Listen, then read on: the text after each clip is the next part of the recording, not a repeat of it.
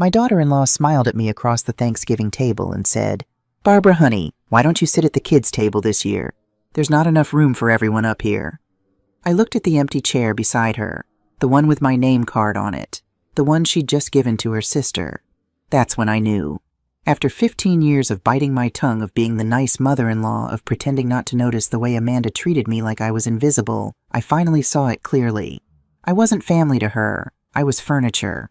Old, unwanted furniture she was just waiting to throw out. But Amanda didn't know something. She had no idea that the lake house she'd been posting about on Instagram, the one she called our family retreat, wasn't registered in my son Michael's name. It was in mine. And tomorrow I was going to remind her of that fact.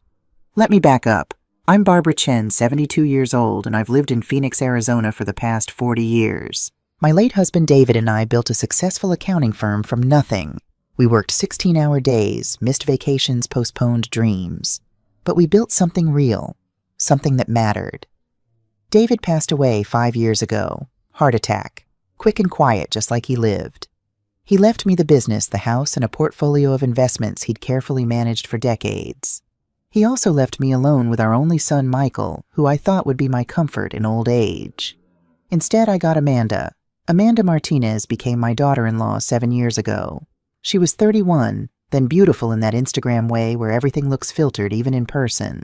Blonde highlights, designer athleisure, a smile that never quite reached her eyes when she looked at me. Michael met her at a CrossFit gym. He was 42, divorced, desperate to prove he could still attract someone young and ambitious. Amanda was working as a brand consultant, which as far as I could tell meant she took selfies and called it marketing. "Mom, she's amazing," Michael had gushed during their engagement. "She gets me. She understands my vision for the future." I'd smiled and hugged him, because that's what mothers do. But I'd noticed how Amanda's eyes had lingered on David's Rolex when we'd cleaned out his things. How she'd asked casual as anything, "So what happens to David's estate? I mean, just so Michael knows for planning purposes." Planning purposes. She'd been planning all right. The first year of their marriage was fine. Amanda was on her best behavior. She'd bring me grocery store flowers and smile for family photos. She'd even ask about my day, though her eyes would glaze over after about 30 seconds. But then I made a mistake. A big one. I offered to help with their down payment on a house. "Mom, you don't have to do that," Michael had said, but his eyes were shining. He wanted it. They both did. "I want to," I'd insisted. "It's what family does." I gave them $50,000. Not a loan. A gift. Because they were my family, and I thought generosity would build love. Instead, it built expectation. After the house came the requests for help with Amanda's business ventures. $5,000 here for a wellness coaching certification. $10,000 there for a boutique that never opened. $3,000 for a photography course that she abandoned after 2 weeks. "She's finding herself," Michael would explain, running his hand through his thinning hair. "It takes time to build a personal brand." I'd write the checks. Not because I believed in Amanda's ventures, but because I believed in my son's happiness. And if Amanda made Michael happy, then I'd support it. Except Michael wasn't happy. I could see it in the way his shoulders slumped when he came to visit alone. In the way he'd go quiet when Amanda called him in the middle of our lunch together, her voice sharp through the phone speaker. "Did you ask her yet, Michael, we talked about this?" The lake house was David's dream. He'd bought the property 20 years ago, a rundown cabin on Lake Morrison, 2 hours north of Phoenix. We'd planned to renovate it for retirement, to spend our golden years there watching sunsets over the water and growing old together. But David died before we could start the renovation. And for 5 years, the property just sat there, a painful reminder of plans that would never happen. Then Amanda saw it. "Oh my God, Michael, this place has so much potential." She'd been scrolling through old photos on my iPad during a Sunday dinner. "We could turn this into an Airbnb or a family compound. This is literally sitting here doing nothing." "It's my mother's property," Michael had said quietly. "Right, but she's not using it. It's just like wasting away." "That's so sad." Amanda had looked at me with those big blue eyes, the ones she used when she wanted something. "Barbara, wouldn't you want to see this place loved again? Used by family. Used by family." That phrase should have warmed my heart. Instead, it made my stomach twist. But I'd said yes, because I was tired of looking at the empty property, because Amanda had promised they'd fix it up and we'd all use it together. because I wanted to believe in happy families and second chances. So I'd transferred the deed to Michael's name, or at least I told them I would. Here's what I actually did. I kept the property in my name. I set up a family trust with me as the primary owner and Michael as the beneficiary upon my death. I had my lawyer draft documents that looked official that satisfied Michael's cursory glance, but that left me fully in control. Why? Because even then, some instinct told me to protect myself. Some whisper of doubt said, "Barbara, keep something that's yours, just in case." I'm glad I listened. Michael and Amanda spent the next 2 years renovating the lake house. They gutted the interior, added a deck, updated all the plumbing. They furnished it with expensive pieces from Pottery Barn and West Elm. Amanda documented every step on her Instagram, calling it our family legacy project. Our family legacy, not mine, ours. I'd contributed $70,000 to the renovation. Amanda had asked for around $50,000, but costs kept rising. The deck needed to be bigger. The kitchen fixtures needed to be upgraded. The furniture package wasn't quite right the first time. "Mom, I know it's a lot," Michael had said, looking exhausted. "But once it's done, we'll rent it out. We'll pay you back." They never paid me back. Instead, Amanda started using the house every other weekend. She'd post photos of her friends lounging on the deck, drinks in hand, sunset glowing behind them. Blessed and lake life, family first, family first. Except I was never invited. "The house is really for younger people," Amanda had explained once when I'd mentioned visiting. "You know, with all the stairs and the boat dock, I just worry about you falling or something. It's better if you stay comfortable at home." Stay comfortable at home. Translation, stay out of our way. I'd nodded, smiled, let it go, because what else could I do? Start a fight with my daughter-in-law, drive a wedge between Michael and me. I'd already lost David. I couldn't lose my son too, so I stayed silent. I stayed at home. I wrote the checks when asked. I showed up to holiday dinners and brought the assigned dishes. I smiled for the Christmas cards and pretended not to notice that I was always positioned at the edge of the frame where I could easily be cropped out. I made myself small, undemanding, easy to overlook. And they did overlook me. Completely. Which brings me back to Thanksgiving. This year. The dinner was at Michael and Amanda's house. The house I'd helped buy. They'd invited Amanda's parents, Carlos and Diane Martinez, and her younger sister Brittany. 28 people total, filling every room with noise and laughter. I'd arrived early to help like I always did. I'd brought my famous pumpkin pie, the one Michael used to beg for as a child. I'd worn my good wool blazer, the navy one that David always said brought out my eyes. Amanda had opened the door in yoga pants and a crop top, her hair in a messy bun that probably took 20 minutes to look that effortless. "Oh, Barbara, you're here." She'd said it like I'd shown up unannounced, even though I'd confirmed the time 3 times via text. "Great. You can help me with the appetizers. Just wash your hands first." Wash my hands first, like I was a child, like I was unsanitary. I'd washed my hands. I'd arranged cheese cubes on a platter. I'd smiled at Amanda's friends and family as they arrived, each one breezing past me without introduction. The dining room table was beautiful. Amanda had clearly spent hours on the tablescape. White pumpkins, gold chargers, name cards, and elegant calligraphy. Every detail perfect. I'd found my name card at one of the end seats, squeezed between the wall and Brittany's boyfriend, a 23-year-old who spent the entire meal on his phone. But when I'd gone to sit down, Amanda had swooped in. "Actually, Barbara, small change of plans." She'd been holding my name card, already moving it.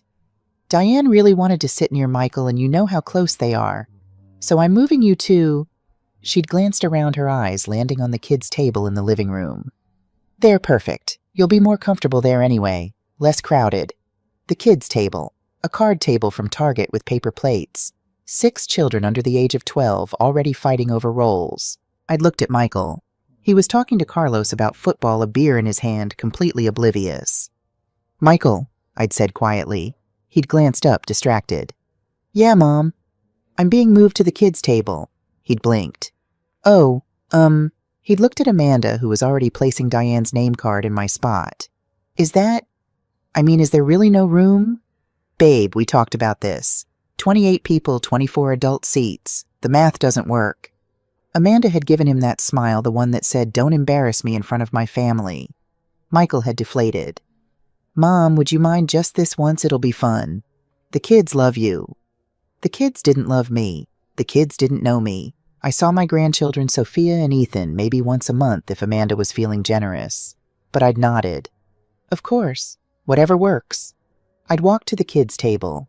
I'd sat down in a chair meant for a child, my knees nearly hitting the underside of the table. The 6-year-old next to me had immediately spilled juice on my blazer, and I'd sat there watching the adults laugh and eat at the big table, watching Amanda hold court like a queen, watching my son not once look over to check if I was okay. That's when something inside me shifted. I made it through dinner, through dessert, through the cleanup where Amanda handed me the trash bag like I was the help.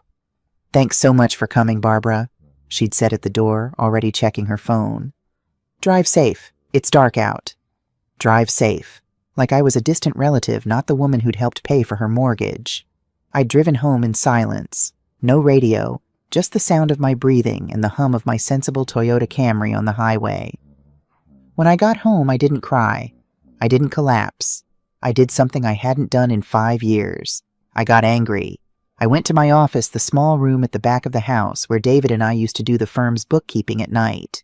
Everything was exactly as he'd left it. The oak desk, the filing cabinet with our tax returns and property deeds, the picture of us on our 25th anniversary, both of us tan from a rare vacation to San Diego. I opened the filing cabinet and pulled out the lake house file. There it was, the trust documents, the property deed, all in my name. Barbara Chen, sole owner and trustee. I'd told Michael I'd transferred it. He'd believed me because why wouldn't he? I was his mother. I didn't lie. Except I had. One lie. One small protection I'd built for myself when that whisper of instinct had said, "Be careful." I pulled out the documents and laid them on the desk. Then I pulled out my laptop and opened Amanda's Instagram. There was her latest post uploaded that evening, a picture of the Thanksgiving table, perfectly styled, everyone smiling. The caption read, "Grateful for family food and the blessing of togetherness. Thanksgiving tradition, family goals blessed." I wasn't in the photo, not even cropped out, just not there. Below the Thanksgiving post were dozens of others. Amanda at the lake house, Amanda's friends at the lake house, Amanda's sponsored content filmed at the lake house promoting detox teas and activewear brands. "Our family retreat has become my sanctuary," one caption read. "There's nothing like escaping to the lake to recharge and reconnect. #lake life, #wellness journey, #our happy place." Our happy place. My dead husband's dream, my money, my property, their sanctuary. I scrolled further back, found the post from the renovation reveal 2 years ago. Amanda standing on the deck, arms spread wide, grinning at the camera. After 2 years of hard work and vision, our family legacy is complete. This lake house renovation has been a labor of love. Can't wait to make memories here for generations to come. The comments section was full of praise. "You guys are so inspiring. What an amazing space, goals. Not one mention of me, not one acknowledgement that any of this existed because of my late husband's dream or my financial support. Just Amanda and Michael, the power couple, the young, beautiful family building their empire, and me, the old lady who washed her hands before touching the cheese cubes." I closed the laptop and sat in the dark office for a long time. Outside, my neighbor's dog was barking. A car drove past, music thumping from its windows. The house settled around me with small creaks and sighs. I thought about David, about the conversation we'd had when he bought that property. "Barb, I know it needs work," he'd said, spreading the photos across our kitchen table. "But can't you see it? Can't you see us there, morning coffee on the dock, swimming with our grandkids, growing old with a view?" Growing old with a view. He'd been 52 then, so sure he had decades ahead. I'd laughed at him. "David Chen, we don't have time for a lake house. We have a business to run." "We'll make time," he'd insisted. "When we retire. 5 more years, Barb. Then this place is ours." 5 more years. He'd died in 3. I'd kept the property because I couldn't bear to sell it. Couldn't bear to let go of David's dream, even if I'd never live it myself. But I'd also kept it because somewhere deep down, I knew. I knew that my son might marry someone who didn't value me. I knew that I might need leverage someday. I knew that being a mother didn't guarantee being loved, and being old didn't mean being stupid. So I'd protected myself. Quietly. Secretly. The way women of my generation learned to do. And now that protection was going to pay off. The next morning I woke up early, 6 a.m., The sunrise was painting my bedroom walls pink and gold. I made coffee in David's old percolator, the one that made the kitchen smell like comfort. Then I called my lawyer. "Richard, it's Barbara Chen. I need to schedule an appointment. Today, if possible." Richard Tam had been our family lawyer for 30 years. He'd drafted David's will. He'd helped me set up the trust. He knew everything. "Barbara, good morning. Is everything all right?" "Everything's fine. I just need to make some updates to my estate documents." There was a pause. Richard was smart. He could hear what I wasn't saying. "What kind of updates?" "I want to add some clauses, specifically regarding the lake property." Another pause. "I see. I have an opening at 2 this afternoon." "Perfect. I'll be there." I spent the morning preparing. I printed out all of Amanda's Instagram posts featuring the lake house. I pulled out my bank statements showing every dollar I'd contributed to the house purchase and renovation. I documented every request for money, every promise to pay me back every time I'd been left out of family events at the property I owned. I wasn't doing this out of spite. I want to be clear about that. I wasn't trying to hurt Michael or punish Amanda. I was doing it because I was done being invisible, done being the convenient ATM with no feelings or needs, done pretending that being a nice mother-in-law meant accepting scraps and smiling about it. I was 72 years old. I'd survived poverty, built a business, raised a son, and buried a husband. I'd earned the right to be treated with basic human dignity. And if my family couldn't see that, then maybe they needed a reminder. Richard's office was in Old Town Scottsdale, in a building that hadn't changed since the 1980s. Wood paneling, brass fixtures, that particular smell of old law books and leather chairs. He greeted me at the door, a kind man in his 60s with silver hair and wire-rimmed glasses. "Barbara, come in. Coffee." "Please." We settled in his office. He poured coffee from a French press and waited. I laid out the documents, the Instagram posts, the bank statements, the trust papers. "I want to make sure," I said carefully, "that Michael understands he doesn't own the lake house, that it remains in my name until my death." Richard reviewed the documents. "He thinks he owns it." I let him think I'd transferred it. I didn't correct the assumption. And now I need him to know the truth. But more than that, I need to set terms for use of the property. Richard leaned back in his chair. What kind of terms? I'd thought about this all morning. "I want to maintain full control during my lifetime. Michael can continue to use the property, but only with my explicit permission. I want all renovation decisions to require my approval, and I want to establish rent if they choose to use it commercially." Commercial use, I showed him Amanda's sponsored Instagram posts, the ones where she was clearly being paid to promote products while standing on my property. Richard's eyebrows rose. "I see. That's technically income generated from your asset without your consent or compensation." "Exactly." He nodded slowly.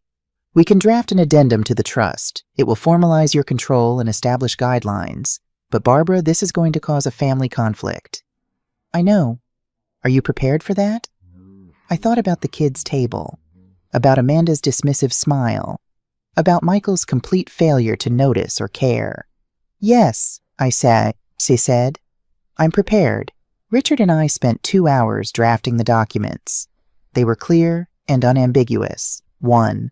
The lake house property remains 100% owned by Barbara Chen until her death. 2. Any use of the property requires Barbara Chen's written permission. 3. Any commercial use, including social media sponsorships, rentals, or business ventures, requires a formal agreement with Barbara Chen and appropriate compensation. 4. Any major changes to the property require Barbara Chen's approval. 5. Failure to comply with these terms will result in immediate revocation of access. At the bottom, Richard added a clause that made me smile. These terms may be waived at the owner's discretion in exchange for demonstrated respect, inclusion, and consideration. "That last part isn't legally binding," Richard said, "but it makes the point." "It's perfect," I said. I signed the documents. Richard notarized them. And just like that, I'd drawn a line in the sand. I drove home with the documents on my passenger seat. The sun was setting, turning the sky that particular Arizona pink that tourists take 1,000 photos of, but never quite capture. My phone buzzed. A text from Michael. "Hey Mom, hope you made it home okay last night. Thanks for coming. Love you. Thanks for coming." Like I'd attended a casual dinner party, not been humiliated at my own family's Thanksgiving. I didn't reply. Instead, I went home, heated up leftover Chinese food, and sat down to watch Jeopardy. It was Friday night. I was alone in my house. I was 72 years old, and for the first time in years, I felt powerful. The next morning, I woke up to 17 missed calls from Amanda. I stared at my phone screen, watching her name flash over and over in the call log. 17 times, between 7 a.m. and 9 a.m. My first instinct was panic. Was someone hurt? Had something happened to Michael or the kids? But then I saw the texts. Barbara, call me immediately. This is unbelievable. I can't believe you would do this. Call me now or I'm coming over there. I made coffee first, sat down at my kitchen table, watched a hummingbird at the feeder outside my window. Then I called her back. She answered on the first ring. What the hell, Barbara? I kept my voice calm. Good morning, Amanda. What's the problem? Are you serious right now? The property, the lake house, Michael just told me it's in your name, that you lied to us. I didn't lie. I said I'd take care of the property transfer, and I did. I transferred it into a trust with me as the primary owner. That's not what you said. You said you'd give it to Michael? No, Amanda. I said the property would go to Michael eventually, which it will, upon my death, as stated in the trust documents. Silence, then. You're holding it hostage. I'm maintaining ownership of my own property, the property my late husband purchased, the property I've poured money into. But we renovated it. We put our hearts into that place. With my money. It was a gift. No, Amanda. It was a contribution to a family property that I own. A contribution I'm now going to manage more carefully. Her voice went shrill. You can't do this. We have plans for that house. I have brand partnerships that depend on access to that location. Brand partnerships. There it was, the real issue. Those brand partnerships, I said calmly, are generating income from my property. Without my permission. That's going to change. This is Michael. I heard her yelling in the background. Then Michael's voice, tired and confused. Mom, what's going on? Michael, I said. I need you and Amanda to come over today. We need to talk about the lake house and some new arrangements. New arrangements, Mom? Amanda's really upset. I'm sure she is. Come over at 2 o'clock, both of you. Mom, 2 o'clock, Michael. It's important. I hung up before he could argue. They arrived at 1:45, early. Probably so Amanda could work herself into a righteous fury before the official conversation. I watched through my front window as they got out of Michael's BMW. Amanda was wearing athleisure again, but expensive stuff this time. Lululemon probably, making a statement. She was on her phone, gesturing angrily. Michael looked like he'd aged 5 years overnight. I opened the door before they could knock. Come in. I made iced tea. We're not here for tea, Amanda snapped, pushing past me into the living room. We're here because you're trying to ruin our lives. I closed the door, looked at my son. Michael, sit down. Mom, I don't understand what's happening. Amanda showed me the trust documents. You told us the house was ours. Sit down, both of you. Something in my voice must have worked because they sat. Amanda perched on the edge of my sofa like it might contaminate her. Michael collapsed into David's old recliner, his head in his hands. I sat across from them in my reading chair and folded my hands in my lap. The lake house, I began, was your father's dream. He bought that property 20 years ago with money from our business. Money we earned together. When he died, it became mine. Legally and morally mine. Right, but then you gave it to us, Amanda interrupted. No, I allowed you to renovate it. I contributed $70,000 to that renovation. I never transferred ownership. That's manipulative. That's business. And Amanda, since you're so concerned with brand partnerships and income streams, let's talk business. I pulled out the printed Instagram posts and laid them on the coffee table. These posts, the ones where you're promoting products at the lake house. How much are you being paid for these? Amanda's face flushed. That's none of your business. It absolutely is my business. You're generating income from my property without my consent. That's called unauthorized commercial use. It's just Instagram, it's not like I'm running a hotel. You're accepting payment for content filmed on property you don't own. The legal term is unjust enrichment. Michael looked up. Mom, come on, it's just social media stuff. It's not that serious. Michael, your wife has built an entire brand around that lake house. She calls it our family retreat and our legacy. But it's not hers. It's not yours. It's mine. Amanda stood up abruptly. This is insane. You're being petty because of one Thanksgiving dinner. One Thanksgiving dinner where I was seated at the kids' table, where my name card was moved without asking me, where I spent the entire evening being treated like I was invisible. Oh my God, you're still on about that. There wasn't enough room? There was an empty chair right where my name card originally was, until you gave it to your mother. Silence. Amanda's mouth opened and closed. And it's not just Thanksgiving, I continued. It's every holiday, every family event, every decision made without including me. The lake house weekends I'm never invited to, the grandchildren I barely see, the constant requests for money followed by zero acknowledgement or appreciation.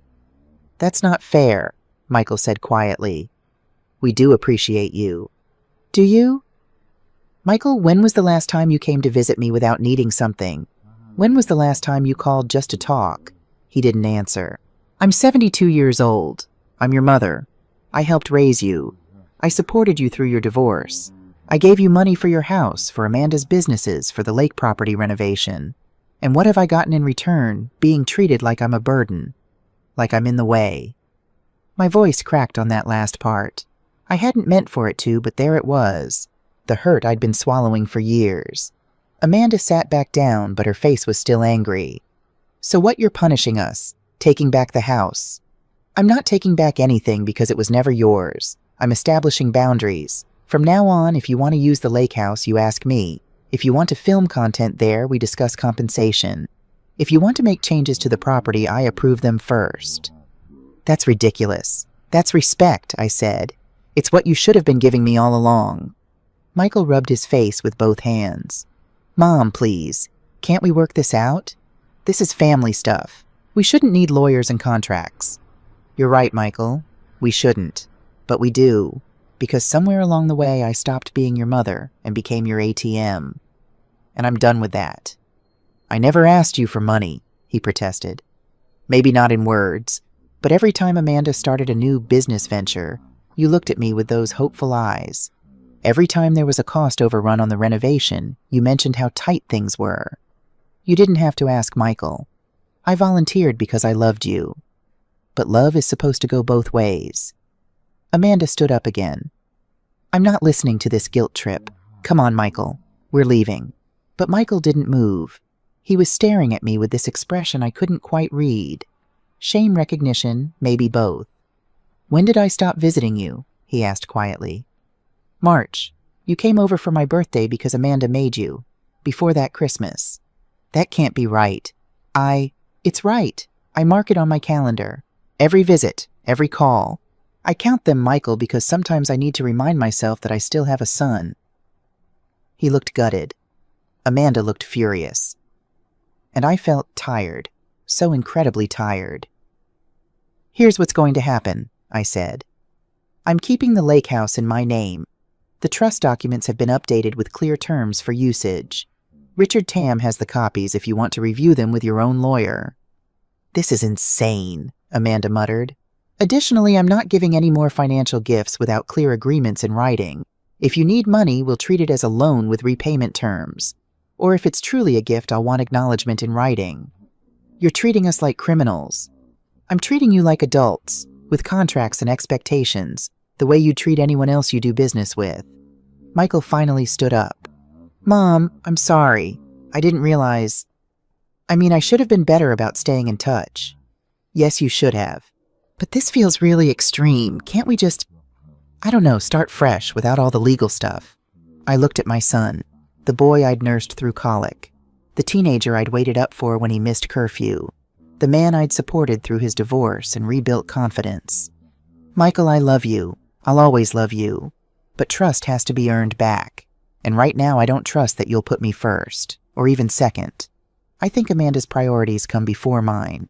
And until that changes, yes, we need the legal stuff. They left shortly after that. No hugs goodbye, no promises to do better. Just Amanda's anger and Michael's shame filling up the space between us. I closed the door behind them and stood in my entryway listening to their car pull away. My house was quiet. Too quiet, the way it had been since David died. But this time the quiet felt different. Not lonely, not empty, clear. That evening my phone rang. I almost didn't answer because I was done with confrontation for the day. But the caller ID showed Sophie Chen, my granddaughter, 8 years old, 3rd grade. I picked up immediately. "Grandma," her voice was small. "Hi, sweetheart. How are you?" "I'm okay. Mommy and Daddy had a big fight. They're being really loud." My heart sank. "I'm sorry, honey. Are you somewhere safe?" "I'm in my room with Ethan. He's playing on his iPad. But Grandma, I heard them talking about you. Is everything okay?" I closed my eyes. This was the part I dreaded, the collateral damage. "Everything's fine, Sophie. Your mommy and daddy and I just had a disagreement about grown-up stuff. It's nothing for you to worry about." "Daddy said you're being mean. Are you being mean, Grandma?" God, what do you say to that? Sophie, sometimes grown-ups have to make hard decisions. Decisions that other people don't like, but that doesn't make them mean. Do you understand? "I think so." She was quiet for a moment. "Grandma, can I still come visit you?" Mommy said. "Maybe we can't anymore." That did it. That broke something inside me I'd been holding together all day. Sophie listened to me very carefully. "You can always visit me. Anytime you want. You just have your mommy or daddy call me and we'll make it happen." "Okay? Okay." Her voice was stronger now. "I miss you, Grandma." "I miss you too, sweetheart. So much." "Ethan wants to say hi." There was shuffling, then my 6-year-old grandson's voice. "Hi, Grandma. Guess what? I lost my tooth." And just like that, we were talking about teeth and tooth fairies and whether the tooth fairy takes credit cards, Ethan's theory. When we hung up, I sat in the dark living room for a long time, the phone still warm in my hand. This was the price. The grandchildren caught in the middle. The family fractured by my refusal to stay small and accommodating. But what was the alternative? Continue being invisible until I died. Leave everything to people who saw me as an obligation rather than a person. No. I'd made my choice, and I was going to stand by it, even if it hurt. The next week was silent. No calls from Michael, no angry texts from Amanda, no FaceTime requests from the grandchildren. Just silence. I tried to tell myself it was fine, that I needed the space, that standing up for myself meant accepting consequences. But every time my phone didn't ring, every time I checked my messages and found nothing, I felt the loneliness creep in a little deeper. On Tuesday, I drove to Target for groceries. While loading paper towels into my cart, I saw Amanda's mother, Diane, in the cleaning supplies aisle. Our eyes met. She turned around and walked the other way. I stood there for a moment, holding a pack of Bounty, feeling like I'd been slapped. This was it then. The price of dignity. Complete exile from my son's family. On Wednesday evening, I was making dinner, just a simple chicken breast and steamed broccoli, when my doorbell rang. I looked through the peephole and saw someone I didn't expect, Brittany, Amanda's younger sister. I opened the door cautiously. "Brittany, hi, Barbara." She looked uncomfortable, shifting from foot to foot. "Can I come in? I promise I'm not here to yell at you." I stepped aside and let her in. Brittany was 28, softer than Amanda in every way. Rounder face, gentler eyes, less makeup. She worked as a nurse at Phoenix Children's Hospital and had always been kind to me at family gatherings, though we'd never spent time alone.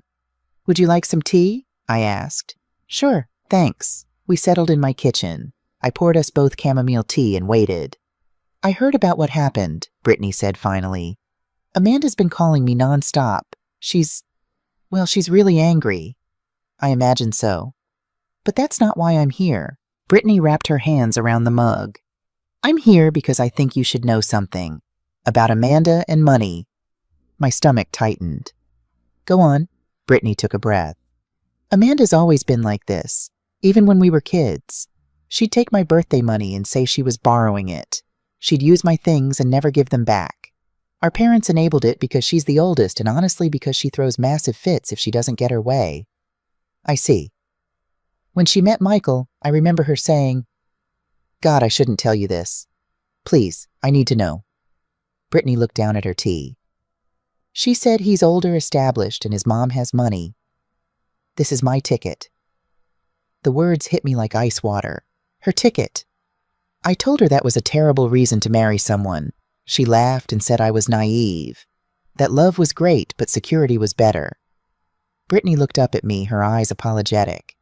"I'm not saying she doesn't care about Michael at all, but the money was always part of it." I sat back in my chair, processing. Part of me had known this, had sensed it from the beginning, but hearing it confirmed was different. "There's more," Brittany continued. "Last year, Amanda told me she'd been researching elder care facilities. She said it was just in case, but the way she talked about it, Barbara, she was excited.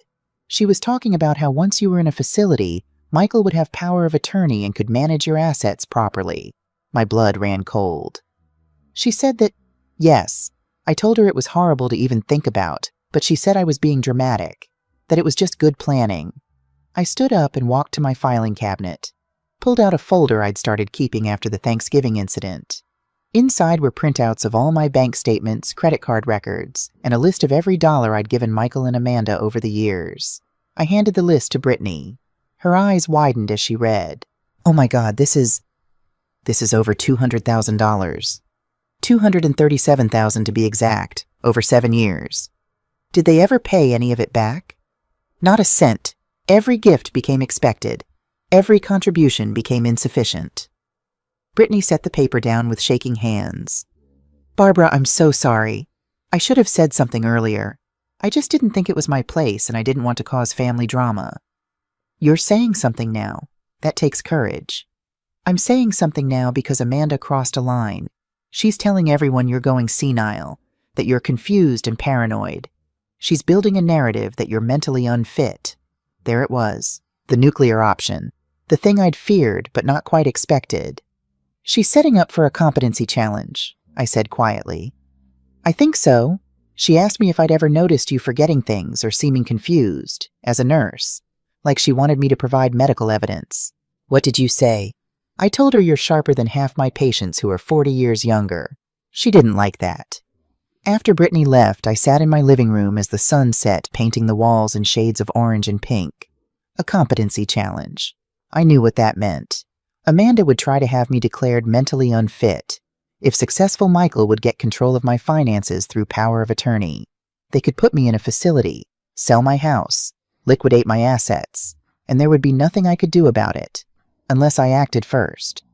I picked up my phone and called Richard Tam. "Barbara, hello? How are you holding up?" "Richard, I need to ask you something. If someone were to challenge my mental competency, what would that process look like?" There was a pause. "Has someone threatened this?"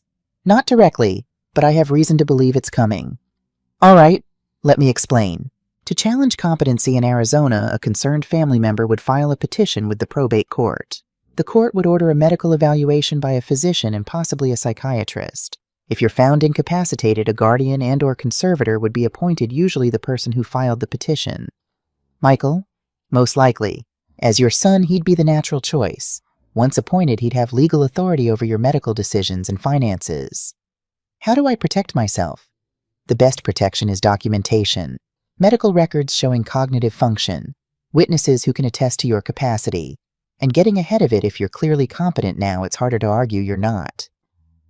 What if I wanted to create additional safeguards, something that would make it harder for someone to gain control, even if I were incapacitated? Richard was quiet for a moment. We could set up an irrevocable trust, transfer your major assets into it with an independent trustee. We could also draft a durable power of attorney naming someone other than Michael, someone you trust completely. Who would that be? Do you have anyone in mind? A friend? Another family member?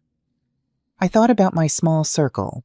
My book club friends all dealing with their own aging parents. My neighbors, friendly but not close. My brother in Oregon, whom I talk to twice a year. I don't know, I admitted. Think about it. In the meantime, I'd recommend getting a full cognitive assessment done voluntarily. Establish a baseline. If Amanda tries to claim you're incompetent, we'll have recent medical evidence proving otherwise. The next morning, I called my doctor and scheduled a full physical, including cognitive screening. Dr. Patricia Morrison had been my physician for 15 years. She knew me well. "Barbara, is everything all right?" she asked when I explained what I needed. "Family issues," I said. "I just want documentation that I'm of sound mind." "I can tell you right now that you are. But yes, let's get it formally documented. Come in Friday." Friday, 3 days away. 3 days for Amanda to make her move if she was going to. I spent those 3 days preparing. I organized all my financial documents. I made a list of every conversation, every interaction, every red flag I'd ignored over the years. I printed out Amanda's Instagram posts and created a timeline showing how she'd built her brand on my property while simultaneously pushing me out of family life. I also did something else, something I wasn't proud of, but felt necessary. I installed a recording app on my phone. Thursday afternoon, Michael finally called. "Mom, we need to talk." "All right, not over the phone. Can I come over alone, without Amanda?" Now I'm actually outside. I looked through my window. Sure enough, his BMW was in my driveway. "Come in." Michael looked terrible. Rumpled shirt, dark circles under his eyes like he hadn't slept in days. He sat on my couch and put his head in his hands. "I don't know how this all got so messed up," he said. I sat across from him and waited. "Amanda's furious. She's barely speaking to me. She says you're trying to ruin our life, that you're being controlling and manipulative." "What do you think?" He looked up. I think I haven't been a very good son." The admission hung in the air between us. "When did it happen, Michael? When did I stop mattering to you?" "You matter, Mom. You always matter." "Then why haven't I seen my grandchildren in 3 weeks? Why do I have to beg for phone calls? Why was I sitting at the kids' table while your mother-in-law got my seat?" Amanda said there wasn't room. I should have pushed back. I know that now. "It's not just that one dinner, Michael. It's years of this. Of me giving and giving and giving and slowly disappearing from your life." He rubbed his face. "I know. I see it now. But Mom, the house thing. Did you really have to make it so formal, so legal?" "Yes, I did, because without formal boundaries, I'll just go back to being the ATM you visit when you need money." "That's not fair." "Isn't it? When was the last time you came over just to see me? Not because you needed something, not because it was a holiday, just because you wanted to spend time with your mother." He couldn't answer. "Michael, I'm going to ask you something, and I need you to be honest with me." He nodded. "Has Amanda talked about having me declared incompetent, about getting power of attorney?" His face went pale. "What? No. Why would you, Michael?" She's mentioned that maybe we should think about your future, that you're getting older and might need help managing things eventually. But not now. Not like you're saying." "Did she suggest facilities, care homes?" "She showed me some websites, nice places with activities and nurses on staff. But Mom, that was just research, just in case, for the future." "How far in the future?" He looked away. "She said maybe in a year or 2. I'm 72, Michael. I'm healthy. I drive, I cook, I manage my own finances. There's no reason to be researching memory care facilities for me. Amanda said it's better to have a plan, to be prepared."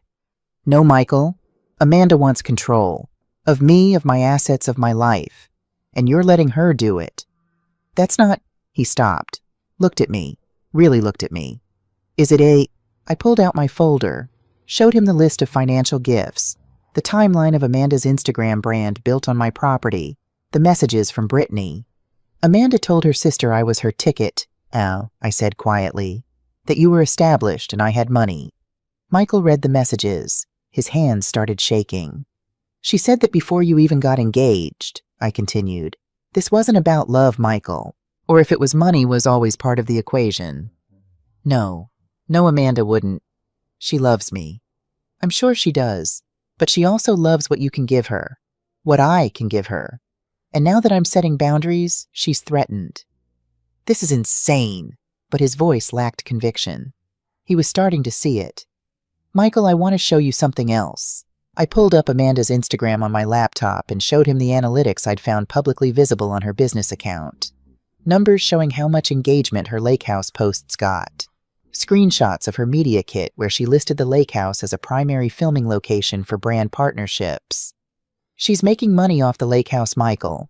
Thousands of dollars, from my property, without ever asking my permission or offering me a cent." He stared at the screen. "I didn't know about this." "I believe you, but Amanda did. And she never told you because she knew it was wrong." Michael stood up abruptly and walked to my back window, stared out at my small yard, the desert landscape beyond. "What do I do?" he asked finally. "You tell me the truth. All of it. Has Amanda taken money from my account without asking?" "What? No. I would never, Michael. I need the truth. I won't be angry. I just need to know." He turned around. His face was anguished. There was one time, last year. We were short on the mortgage. Amanda had access to my accounts, and she said she saw you'd given me online access to your savings account years ago, for emergencies. She transferred $5,000. She said she'd tell you later, but then she said you probably wouldn't remember anyway, so why upset you? I sat very still. $5,000? I didn't know about it until later. I made her transfer it back immediately. Did she? He paused. Too long. She said she did. But you never checked. No. I pulled up my bank statements on the laptop. Showed him. There in March of last year, withdrawal $5,000 electronic transfer. No deposit putting it back. Mom, I'm so sorry. I swear I didn't know she kept it. What else don't you know, Michael? We spent the next hour going through everything. Every conversation Amanda had about my future care. Every suggestion that I was slowing down or forgetting things. Every plan she'd made without my knowledge. Michael was horrified. I could see him reframing years of memories, looking at them through this new lens. She's not a bad person, he said finally. She's just scared of not having enough, of losing what we've built. Maybe, but Michael, her fear doesn't justify stealing from me, or planning to have me declared incompetent, or pushing me out of your lives. I know. God, Mom, I know. I'm so sorry. I need more than sorry. I need to know you're going to put boundaries up, that you're going to protect me from her even if that's hard, even if it causes problems in your marriage. He looked at me with tears in his eyes. She's my wife, and I'm your mother. You're asking me to choose. No, Michael, I'm asking you to be a good son and a good husband, to stand up for what's right even when it's uncomfortable. Amanda can be in your life, but she can't control mine. He left an hour later, shell-shocked and exhausted. I didn't know if anything I'd said would make a difference. If he'd go home and confront Amanda, or if he'd convince himself I was exaggerating. But I'd tried. I'd shown him the truth. The rest was up to him. That night I couldn't sleep. I kept thinking about that $5,000, about how casually Amanda had taken it, how easily she'd lied. What else had she taken that I didn't know about at 2 a.m.? I got up and went to my office, pulled up every bank statement from the past 5 years, went through them line by line. There were more. Small transfers I'd forgotten about or never noticed. 200 here, 500s there. Electronic withdrawals labeled household expenses or medical co-pays. I added them up. $11,000. Over 3 years. I sat back in my chair feeling sick. This wasn't just entitlement or poor boundaries. This was theft. Friday morning, I went to Dr. Morrison's office for my evaluation. She put me through a battery of cognitive tests. Memory recall, problem-solving language skills, spatial reasoning. Barbara, you're performing at the level of someone 20 years younger, she said when we finished. Your cognitive function is excellent. No signs of dementia, memory impairment, or decreased capacity. Can you document that officially? Absolutely. I'll write a detailed report for your records. If anyone questions your competency, this will be clear medical evidence that you're fully capable. Thank you, Patricia. She studied me for a moment. Family trying to take advantage. Something like that. I see it more than you'd think. Adult children who see their aging parents as burdens or assets rather than people. I'm sorry you're dealing with it. Me too. That weekend, the phone finally rang. Not Michael. Sophie, my granddaughter. Grandma, can Ethan and I come visit you tomorrow? Just us. My heart lifted. Of course, sweetheart. Did your parents say that's okay? Daddy said yes. Mommy's not happy about it, but Daddy said we're going anyway. Progress. Small but real. I'll make your favorite cookies. Chocolate chip? Is there any other kind? Her giggle made everything worth it. Sunday afternoon, Michael dropped the kids off. He didn't come in, just pulled up to the curb and let them run to my door. I'll pick them up at 5, he called through his open window. Is that okay? Perfect. He drove away before I could say anything else. Sophie and Ethan crashed into my house like small tornadoes full of energy and chatter. We made cookies together, getting flour everywhere. We played in the backyard. We watched a Pixar movie on the couch, both kids curled up beside me. Normal. It felt so beautifully normal. At 4:30, while Ethan was distracted by his tablet, Sophie leaned against me. Grandma, Mommy, and Daddy are fighting a lot. I know, honey. I'm sorry. Is it because of you? I chose my words carefully. It's because of grown-up stuff. Disagreements about money and respect and fairness. Daddy says you're right. Mommy says you're being mean. I think... She paused, considering. I think maybe you're both a little bit right and a little bit wrong. Like when Ethan and I fight. There's usually two sides. Out of the mouths of babes. That's very wise, Sophie. But Grandma, I'm on your side. Because Mommy shouldn't have made you sit at the kids' table. That was mean. And adults are supposed to know better. I hugged her tightly. Thank you, sweetheart. When Michael came to pick them up, he lingered at the door while the kids ran to the car. Amanda and I had a big fight, he said quietly. About everything. The money, the house, how she's been treating you. How did it go? Not well. She's defensive. Says I'm choosing you over her. That I'm being manipulated. What do you think? I think I've been blind, and I don't know how to fix it. Maybe you start by setting boundaries with her, like I had to set boundaries with both of you. He nodded slowly. The kids had a good time. The best time. I'm glad. They need their grandmother. He paused. I need my mother too. I've missed you. I've missed you too, Michael. He hugged me goodbye. A real hug, not the perfunctory kind. And for a moment, I had my son back. That night Amanda called me. I almost didn't answer, but something made me pick up. Barbara, we need to talk. Her voice was tight controlled. All right. Michael told me everything you said to him. About the money, about my Instagram, about all of it. And I want you to know that you're tearing my family apart. My marriage is falling apart because of you. No, Amanda, your marriage is struggling because your husband is realizing you've been stealing from his mother and lying about it. I never stole anything. That money was for household expenses, for your grandchildren. That money was taken without permission. That's the definition of theft. You're destroying Michael. He's a wreck. He barely sleeps. All because you couldn't handle one awkward dinner seating. This isn't about one dinner, and you know it. What do you want from me? Her voice cracked. What do I have to do to fix this? It was the first vulnerability she'd ever shown me, the first crack in the armor. I want acknowledgement, Sam said. I want you to admit what you've done. I want respect. I want to be included in my grandchildren's lives. I want honesty instead of manipulation. And the lake house stays in my name. But if you can show me respect, if you can rebuild trust, we can work out reasonable access. That's not good enough. Then we have nothing more to discuss. Barbara, please. No, Amanda. The ball is in your court. You can choose to be part of a family that includes me with respect and dignity. Or you can continue fighting me and we'll all lose. Your choice. I hung up. My hands were shaking. Confrontation still didn't come naturally to me, even when I was right. Monday morning, I received an email from Richard Tam with an attachment. Barbara, I wanted to make sure you saw this. A petition was filed with the probate court this morning. I'm sending the details now. My stomach dropped. I opened the attachment. Petition for appointment of guardian and conservator for an incapacitated person, Barbara Chen, filed by Amanda Martinez Reynolds. Not Michael. Amanda. She'd done it. She'd actually done it. The petition claimed I was suffering from cognitive decline, memory loss, and inability to manage my financial affairs. It cited concerns from family members and erratic behavior regarding family property.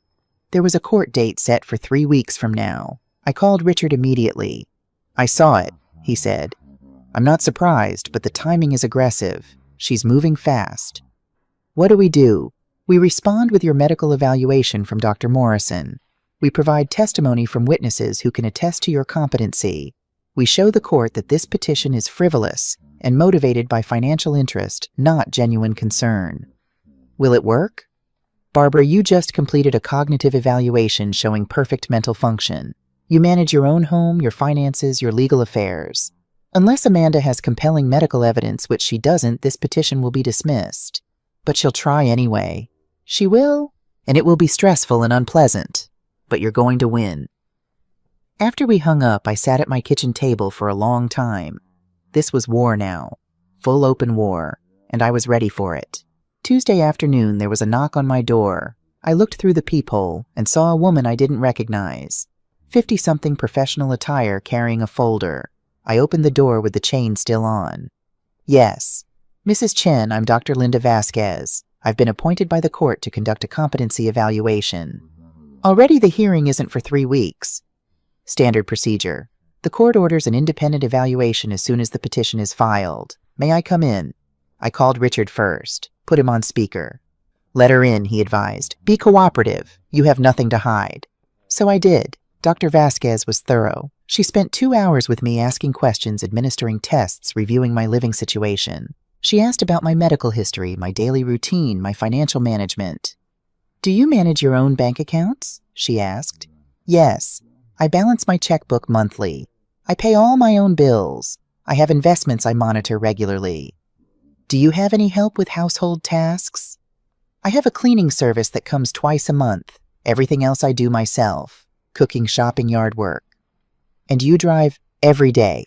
I have a clean driving record. No accidents. She made notes.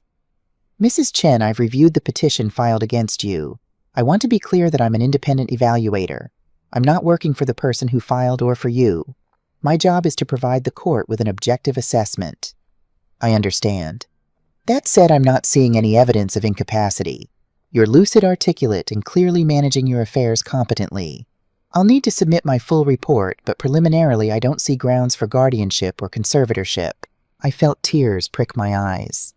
Thank you. Don't thank me. I'm just reporting what I see. But Mrs. Chen, I do want to ask, why do you think this petition was filed? Money, I said simply, and control. My daughter-in-law wants access to my assets. I refused, so she's trying to force it legally. I see this more than I'd like to, Dr. Vasquez said quietly. Adult children or family members who see aging relatives as obstacles or resources rather than people. It's troubling. What happens now? I'll submit my report within the week. The court will review it along with any other evidence before the hearing. Based on my findings, I'd be surprised if this petition proceeds. After she left, I called Michael.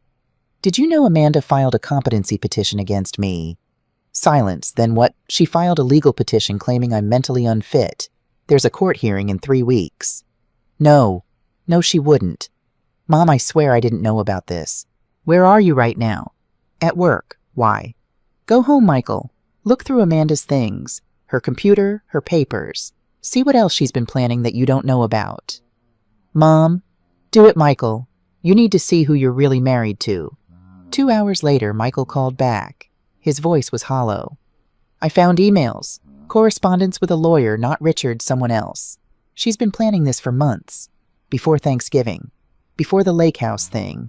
She had a whole timeline. What kind of timeline?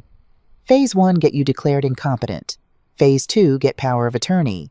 Phase 3, sell your house and liquidate assets. She even researched which memory care facility would take your Medicare. I closed my eyes. Michael, there's more. She's been telling people you're unstable. Your neighbors, people at my work, her family. Building a narrative that you're losing it. I found text messages, Mom. Coordinating stories. I'm so sorry. Sorry, Mom, this is criminal. This is elder abuse. His voice broke. How did I marry someone like this? You didn't know. I should have known. I should have protected you. You're protecting me now. Wednesday morning, I received a call from an unknown number. Mrs. Chen, this is Detective Sarah Reeves with the Phoenix Police Department Financial Crimes Unit. I understand you may have information about financial exploitation of a vulnerable adult. My heart raced. I didn't file a report. No, but your attorney did, on your behalf. He provided us with documentation of unauthorized withdrawals from your accounts totaling approximately $11,000 over 3 years. Yes, that's correct. We'd like to interview you. Would you be available to come down to the station today? Today. The sooner we can establish a timeline, the better. Financial exploitation cases are time-sensitive. I spent 3 hours at the police station going through everything. Every withdrawal, every transfer, every lie. Detective Reeves was a woman in her 40s, competent and compassionate. She took detailed notes, made copies of all my documentation, and explained the process. What we have here is a pattern of financial exploitation. Small amounts over time, unauthorized access to accounts, potentially fraudulent transfers. Combined with the competency petition, this paints a picture of systematic elder abuse. Elder abuse. The term felt strange applied to me. I didn't feel like a victim. I felt like someone fighting back. We'll need to interview your son and daughter-in-law. Get their statements. The evidence you've provided is substantial, but we need their side as well. What happens if they're charged? Financial exploitation of a vulnerable adult is a Class 2 felony in Arizona. If convicted, they could face prison time and be ordered to pay restitution. Prison time. For my son and his wife. For my grandchildren's parents. I don't want to destroy their lives, I said. I just want this to stop. Mrs. Chen, what you want is justice. How the legal system proceeds is out of your hands now, but I want you to know you did the right thing. People like your daughter-in-law count on their victims staying silent. You didn't. I left the police station feeling strange. Not triumphant, not relieved, just heavy. That evening, Michael called. He'd been interviewed by the police. They asked me about the money, he said. All of it. Mom, I told them the truth, that Amanda took it without my knowledge, that I didn't realize it until recently. I know. They're going to arrest her. The detective said they have enough evidence to charge her with multiple counts of theft and financial exploitation. Michael, I'm divorcing her mom. I already called a lawyer.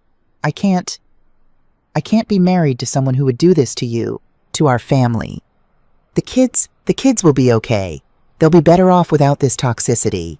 And Mom, I'm so sorry. For all of it. For not seeing it. For not protecting you. For choosing her over you again and again. You're choosing now, I said.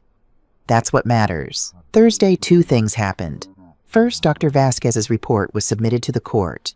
Richard called to read me the key findings. Mrs. Barbara Chen demonstrates full cognitive capacity, excellent judgment, and complete ability to manage her personal and financial affairs. There is no medical or psychological basis for the appointment of a guardian or conservator.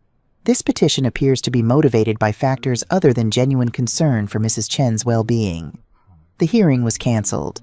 The petition was dismissed with prejudice, meaning Amanda couldn't file another one. Second, Amanda was arrested. Michael called me from the police station. He'd gone with her even though they were separating. Because despite everything, she was still the mother of his children, and he wanted to make sure she had legal representation. She's being charged with 2 counts of theft, 1 count of financial exploitation of a vulnerable adult, and 1 count of filing a fraudulent court petition, he said. Her bail is set at $50,000. Are you going to post it? No, her parents are. But Mom, she's facing serious time. Her lawyer says if convicted, she could get 2 to 5 years. I sat down heavily. 2 to 5 years. Sophie and Ethan's mother in prison. I didn't want this, I said. I know, but it's out of your hands now. The state is prosecuting because what she did is criminal. You were the victim, but it's not just about you anymore. Friday evening, Brittany came by again. She brought flowers and tears. I'm so sorry, Barbara. If I'd said something earlier, maybe nothing. Amanda made her choices. You tried to warn me. You did what you could. She's my sister. I should have stopped her. You can't save people from themselves, Brittany. Believe me, I've tried. We sat together in my living room, 2 women caught in the wreckage of one woman's greed and entitlement. What happens now? Brittany asked. Now? I looked around my quiet house. Now I figure out how to be a grandmother to kids whose mother is facing prison. Now I figure out how to help my son rebuild his life. Now I pick up the pieces and try to make something good from all this mess. That's a lot of weight to carry. I've carried worse. That night I sat in David's office and looked at our old photos. Wedding pictures. Michael as a baby. Family vacations to the Grand Canyon and Disneyland. Birthday parties and graduations. A whole life built on love and work and sacrifice. And somewhere along the way that love had been taken for granted. That sacrifice had been seen as obligation rather than gift. But I'd stood up. I'd drawn boundaries. I'd refused to disappear quietly. And yes, it had cost me. It had fractured my family, traumatized my grandchildren, and exposed ugly truths I'd rather not have known. But I was still here. Still standing. Still myself. For the first time in years, I wasn't invisible. And that I thought looking at David's picture might be worth everything it cost. The weeks leading up to Amanda's trial were the hardest of my life. Harder than losing David. Harder than building a business from nothing. Harder than anything I'd faced in 72 years. Because this time the casualties were children. Sophie stopped smiling. Ethan started having nightmares, and I watched my son try to hold together two kids whose world was falling apart. "Grandma, why can't Mommy come home?" Ethan asked me one afternoon. He was sitting at my kitchen table, pushing cookie crumbs around with his finger. 6 years old and already learning that parents aren't invincible. "Your mommy made some mistakes," I said carefully. "Grown-up mistakes, and now she has to face the consequences." "Did you send her to jail?" The question hit me like a physical blow. "No, honey, I didn't send her anywhere. Your mommy took money that wasn't hers. The police arrested her because that's against the law. But you're the one she took money from." "Yes. So it's kind of your fault." I looked at this little boy, my grandson, with Michael's eyes and Amanda's stubborn chin, and saw the impossible position he was in. Loving a mother who'd done wrong, needing a grandmother who'd pressed charges. Ethan sometimes doing the right thing hurts people we love. I didn't want your mommy to get in trouble. I just wanted her to stop taking things that weren't hers. But she didn't stop, so other people had to get involved. "Do you still love us, even though Mommy was bad?" "Oh, sweetheart." I pulled him onto my lap, even though he was getting too big for it. "I love you more than anything in this world. You and Sophie. Nothing your mommy did changes that. Nothing ever will." He buried his face in my shoulder and cried, and I held him, feeling the weight of every decision I'd made that led to this moment. Michael moved back in with me temporarily. His house, the one I'd helped buy, was too full of Amanda, too full of memories and broken promises. "Just until I figure things out," he said, carrying boxes into his old bedroom. The room still had his high school baseball trophies on the shelf and a faded poster of Michael Jordan on the wall. "Stay as long as you need," I said. Having him home was strange. He was 49 years old, but in some ways he was my boy again, eating cereal for dinner, falling asleep on the couch watching TV, asking me to help him figure out how to braid Sophie's hair for school. One night, about 2 weeks after he moved in, he came into the kitchen where I was doing dishes. "I don't know how to do this, Mom." "Do what?" "Be a single parent. Be enough for them when everything's falling apart." I dried my hands and turned to face him. "Michael, you're not doing it alone. You have me." "I know, but what if I mess them up? What if they grow up hating me for letting this happen?" "You didn't let this happen. Amanda made her own choices. But I didn't see it. I should have seen what she was doing to you. What she was capable of. Love makes us blind sometimes. That doesn't make you a bad father. It makes you human." He leaned against the counter looking exhausted. "The kids asked if they can visit Amanda in jail." My stomach clenched. "What did you say?" "I said I'd think about it. But Mom, I don't know if I can take them there. I don't know if I can watch my kids see their mother behind bars." "Then don't. Not yet. Let Amanda get through the trial first. Let them adjust to this new reality. There's no rush." She's calling them every day. Collect calls from the jail. Sophie cries every time. Ethan pretends he doesn't care, but I can tell he does. They're allowed to love her, Michael. Even after everything. She's still their mother. "How can you say that?"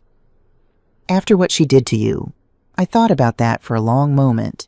Because punishing Amanda and punishing your children are two different things. Sophie and Ethan didn't steal from me. They didn't lie or manipulate. They're innocent in all of this. And they need their mother, even a flawed one, more than I need revenge. The surprising ally came from an unexpected place. Brittany started coming over 3 times a week. She'd bring groceries, help with the kids, sit with me while Michael worked late. "You don't have to do this," I told her one evening. She was helping Sophie with homework while I made dinner. "I know, but I want to. You're the only person in this family who treated me like I mattered. Amanda always made me feel small, like the failure sister who didn't have her life together. You're a nurse. You save children's lives. That's hardly a failure. Try telling Amanda that. To her, I was just the fat sister who worked for a paycheck instead of building a personal brand." She made air quotes with her fingers. "Well, I think you're remarkable." She smiled. "That means a lot coming from you. You know, growing up, Amanda got everything. The attention, the praise, the resources. My parents paid for her apartment, her car, her certifications. I paid my own way through nursing school with loans I'm still paying off." "I didn't know that." "No one does, because Amanda was the star, and I was the background noise." I understood that feeling more than she knew. The trial was set for early March. Amanda's lawyer tried to negotiate a plea deal restitution probation community service, but the prosecutor wasn't interested. Financial exploitation of the elderly is a serious crime, the prosecutor told me during a pretrial meeting. We want to send a message that this behavior won't be tolerated, even if the victim doesn't want to press charges. Mrs. Chen, with respect, this isn't about what you want anymore. Your daughter-in-law committed a crime, multiple crimes. The state has an interest in prosecuting. So we went to trial. The courtroom was smaller than I expected. Wood paneling, fluorescent lights, that particular smell of old carpet and recycled air. I sat in the second row with Michael on one side and Brittany on the other. Amanda's parents sat across the aisle, not looking at us. Amanda was brought in wearing a navy pantsuit that was too big for her. She'd lost weight. Her hair, usually perfectly highlighted, had grown out to show her natural dark roots. She looked small, diminished. When her eyes met mine across the courtroom, I saw something I'd never seen before: fear. The prosecution laid out their case methodically. Bank records showing unauthorized transfers. My testimony about never giving permission. Dr. Vasquez's report on the fraudulent competency petition. Email evidence of Amanda's planning. Mrs. Martinez Reynolds systematically exploited her elderly mother-in-law, the prosecutor argued. She stole money. She attempted to have Mrs. Chen declared incompetent to gain control of her assets. She built a business using property she didn't own. This was calculated deliberate elder abuse. Amanda's lawyer argued she was a desperate mother trying to provide for her family, that the money was for household expenses Michael couldn't cover, that the competency petition was filed out of genuine concern. My client made mistakes, the lawyer admitted, but she's not a criminal. She's a scared woman who made poor choices under financial pressure. I listened to it all, feeling numb. On the third day of trial, I was called to testify. I walked to the witness stand on shaky legs, put my hand on the Bible, swore to tell the truth. The prosecutor asked me to describe my relationship with Amanda, the financial gifts, the gradual exclusion from family life, the Thanksgiving dinner that broke everything open. Mrs. Chen, did you give your daughter-in-law permission to access your bank accounts? No. Did you authorize the transfers totaling $11,000? No. Did you ask her to file a competency petition? No. I had just completed a cognitive evaluation showing I was fully capable.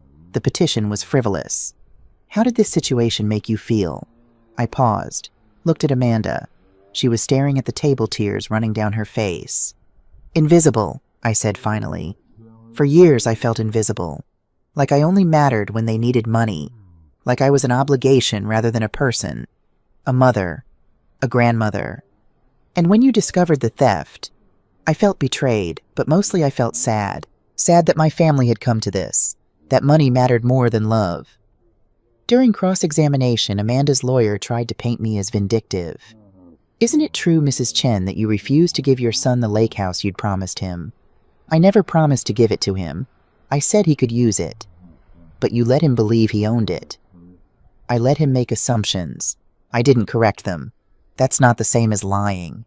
So you intentionally deceived your own son. I protected an asset that turned out to need protecting. If I'd transferred ownership, Amanda would have sold it and kept the money. Objection. Speculation. Sustained. The lawyer tried again. You've given your son over $200,000 over the years. Doesn't that suggest a pattern of financial control, of using money to manipulate family relationships? I took a deep breath. I gave that money out of love. I expected nothing in return except basic respect. I didn't get even that. So yes, I stopped giving. That's not manipulation. That's self-preservation. On the fourth day, Michael testified. I watched my son walk to the stand, saw how much he'd aged in the past few months. The prosecutor asked him about his knowledge of Amanda's actions. I didn't know, Michael said, his voice breaking. I swear I didn't know she was taking money. When I found out, I was horrified. My mother has always been there for us, for me. And I let my wife steal from her. I'll never forgive myself for that.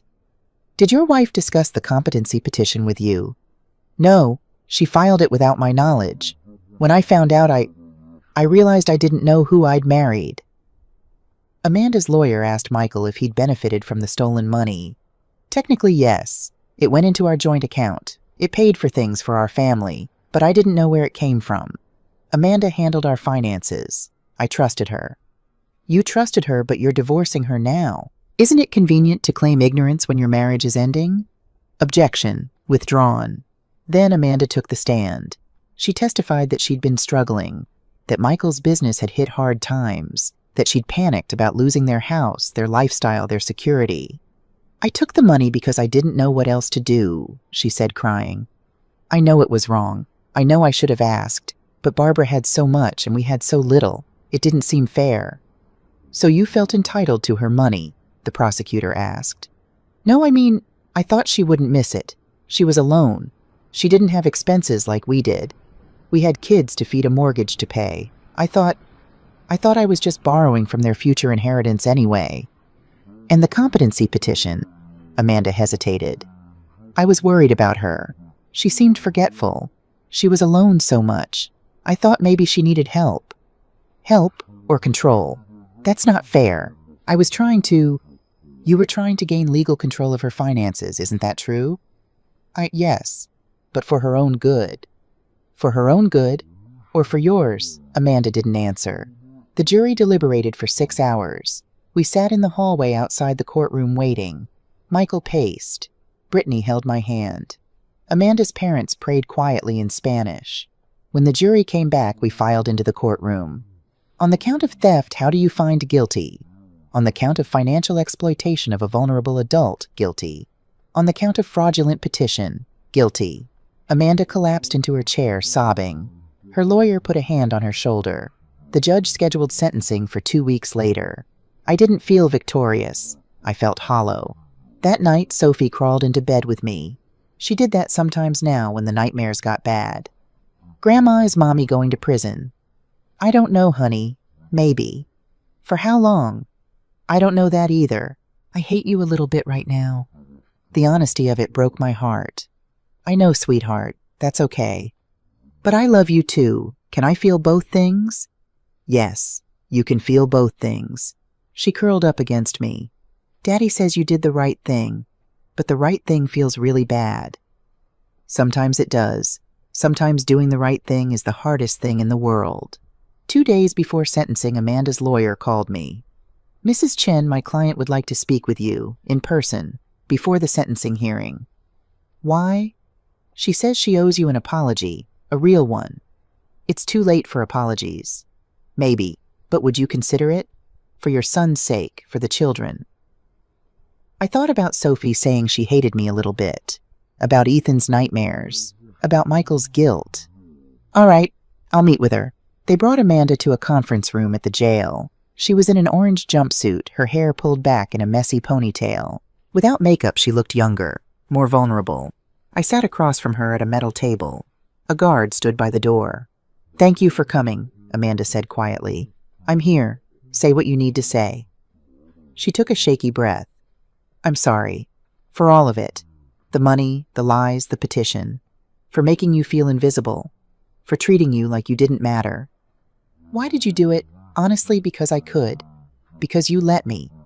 Because you were kind and generous and I took advantage of that. She wiped her eyes. And because I was scared. Scared of what? Of not being enough. Of losing everything. My whole life I've been terrified of being poor. Of being nobody. So I clawed and schemed and did whatever it took to feel secure.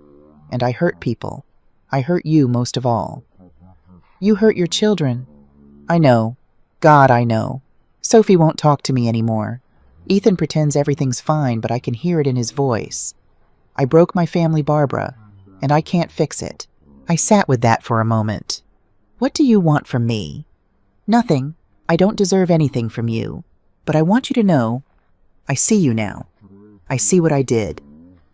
And I'm so sorry. At sentencing, I did something I hadn't planned to do. I asked to speak. The judge looked surprised, but allowed it. I stood up, my legs shaking, and faced the court. Your Honor, I'm the victim in this case. Amanda Martinez Reynolds stole from me, lied to me, and tried to have me declared incompetent to steal more. She deserves punishment for that. But she's also the mother of my grandchildren, and those children have already lost so much. I took a breath. I'm asking you to consider a sentence that includes restitution and probation rather than prison time. Not because I forgive Amanda, I'm not there yet, but because my grandchildren need their mother. And I think Amanda can learn from this if given the chance. The prosecutor stood up. Your Honor, with respect to Mrs. Chen, the state believes prison time is appropriate. I understand, the judge said, but I'm taking the victim's wishes into consideration.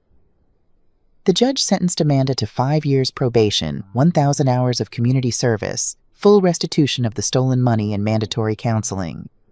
Mrs. Martinez Reynolds, the judge said, you're getting a second chance because Mrs. Chen has shown you more grace than you showed her. Don't waste it. If you violate probation in any way, you'll serve the full prison sentence. Do you understand? Yes, Your Honor. Thank you. Amanda looked at me across the courtroom, mouthed thank you. I nodded. Once. Recovery was slow. Amanda moved into a small apartment and got a job as a receptionist at a dental office. Real work, for a real paycheck. No more personal brand or Instagram sponsorships. She saw the kids every other weekend, supervised by Brittany at first, then gradually on her own as trust rebuilt. Michael and I found our rhythm.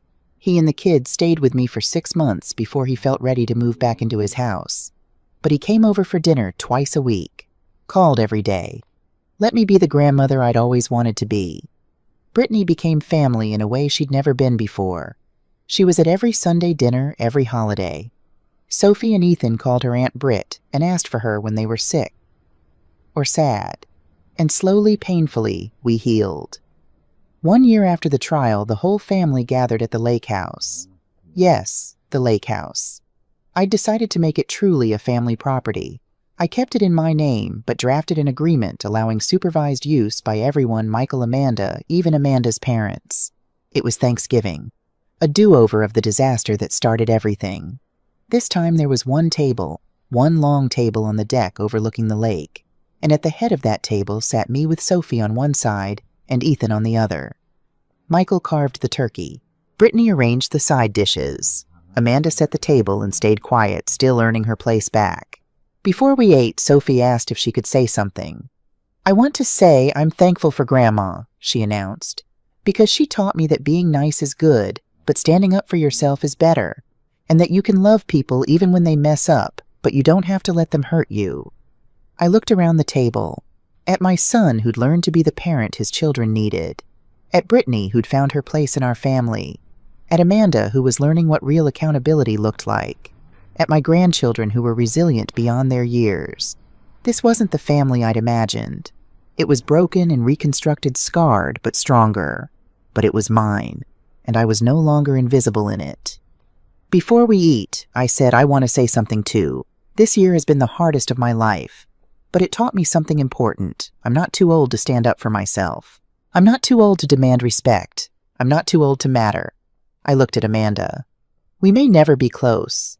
We may never fully trust each other, but we're family, and family means we keep trying. Amanda's eyes filled with tears. Thank you, Barbara. I nodded. Then I raised my glass. To second chances, to boundaries, to family, messy, complicated, imperfect family. To family, everyone echoed. And for the first time in years, I felt truly seen.